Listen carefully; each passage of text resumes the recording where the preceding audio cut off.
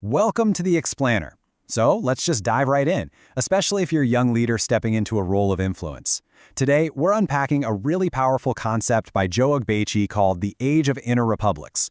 If you're aiming to make a real impact, guide others, and actually shape the future, you've got to understand something absolutely fundamental. True leadership, it doesn't start in a boardroom. It doesn't start on a political stage. It actually starts with a radical internal revolution. We're going to explore how to take complete charge of your future by mastering the very first domain you'll ever govern, your own mind. Just think about this for a second. It's a pretty jarring metaphor. Every human being is a country long before they ever belong to one. We spend so much time thinking about the nations we live in, right? We think about the external laws we have to follow and the societal systems we're navigating every single day. But this idea brilliantly reframes your entire existence. Your mind is literally your very first government. Before you lead a team, before you head up an organization or start a movement, you are the governing body of your own consciousness. So the question you really have to ask yourself right now is, what kind of government is currently running in your head? Because let's be real, this internal governance doesn't just pop up overnight. It's constructed piece by piece over your entire life. Think back to your childhood for a minute. That's exactly when your internal constitutions are written. These are the foundational rules of how the world works, and they were almost always handed down to you by your parents or early teachers. Then, as you're growing up, you start building these borders of belief. The strict parameters of what you think is possible or totally impossible for you to achieve. And finally, in the present day, you establish these solid regimes of habit.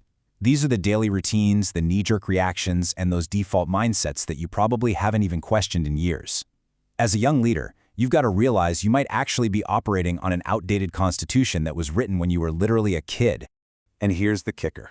The crucial point is that most of us, completely without realizing it, are living under what's called a silent dictatorship. Now, I know that's a heavy term, but it hits the nail right on the head. The silent dictatorship is basically an internal regime of uninspected programming, and it is unknowingly ruling your mind. It dictates exactly how you respond to stress, how you handle a failure, and what you genuinely believe you're capable of pulling off.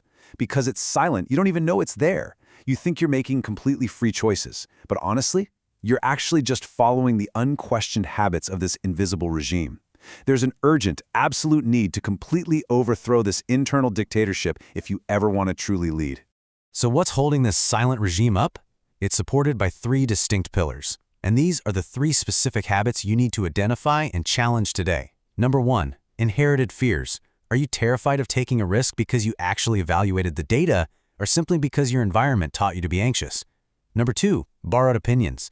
Ask yourself, how many of your staunch, deeply held viewpoints are genuinely yours, and how many are just echoing something you read online or heard from a friend? And number 3, unexamined assumptions, passed down like family heirlooms. The ones, those super dangerous, well, that's just the way it's always been done kind of thoughts. To overthrow the dictatorship, you have to pinpoint these three specific pillars in your daily life and absolutely refuse to let them dictate your actions anymore. As a young leader ready to take charge of your future, your very first true act of rebellion is to actively audit your daily thoughts. You just cannot let this quiet colonization of your mind keep happening. So, how do you actually do this? How do you audit your thinking today? Well, you pause. Seriously, you just stop.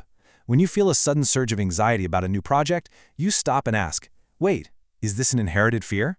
When you catch yourself repeating some talking point in a meeting, you got to catch yourself and ask, is this a borrowed opinion, or did I actually do the real work to understand this? By catching these uninspected habits in real time, you start to dismantle the entire regime. You're literally taking your mind back. And when you start doing this, when you actively audit those thoughts, something truly extraordinary happens. You establish what's called your inner republic. By challenging the old regime, you are officially declaring your complete mental independence. You transform from this state of passive dictatorship into a totally self-governing consciousness. You become a sovereign mind. Just think about the sheer power of that for a second. A mind that's completely immune to propaganda, immune to the quiet, sneaky conditioning of institutions, immune to blindly following tradition. This is the ultimate absolute goal for any leader. Because let's face it, you cannot effectively govern or guide anyone else until you've successfully established your very own inner republic. This represents a massive, totally fundamental shift. You're moving away from a state of passive dictatorship where you're trapped by those uninspected habits, inherited fears, and borrowed opinions we talked about, and you're stepping into a proactive inner republic. You're stepping into a life of audited thinking, a self-governing consciousness, and a truly sovereign mind. Making this transition is without a doubt the single most important journey you will ever take for your personal growth. It is the exact difference between just managing the status quo and being a visionary leader who genuinely charts an entirely new course. Now you might be wondering, why does all this internal stuff matter on a macro scale? Well, it's simple. Nations rise when individuals rise. We tend to think that massive external societal systems dictate our lives, but the reality is that those external systems only change when inner systems collapse first. History bends, and true lasting change happens on a global scale, but only when enough people collectively refuse to be ruled by their own uninspected programming. Think of any major historical movement of independence. It all started with individuals claiming their mental freedom first. Your own internal revolution is the absolute prerequisite for any external revolution you're hoping to lead. We constantly hear the world buzzing about political revolutions, massive economic shifts, and crazy technological disruptions. But the real revolutions, the ones that actually stick, the ones that don't just swap out one bad system for another, they always begin in the unseen places. They begin right there in the mind. They begin in the internal narrative you hold about yourself and the world around you. The age of inner republics is here. And once your mind becomes completely free and sovereign, everything built on top of it, your career, your leadership style, your actual impact on society, it all just has to eventually follow suit. So I want to leave you with this final thought. Ask yourself this incredibly provocative question every single morning. Who is the person you secretly cast a private vote to be today? Because every single habit you choose to audit, every borrowed opinion you finally toss out, and every inherited fear you actively challenge is a vote cast for your sovereign mind. To maintain your mental autonomy and really shape your future as a leader, you have to cast that vote intentionally. Don't let the silent dictatorship vote for you anymore. Claim your inner republic, govern your consciousness, and then go out there and change the world.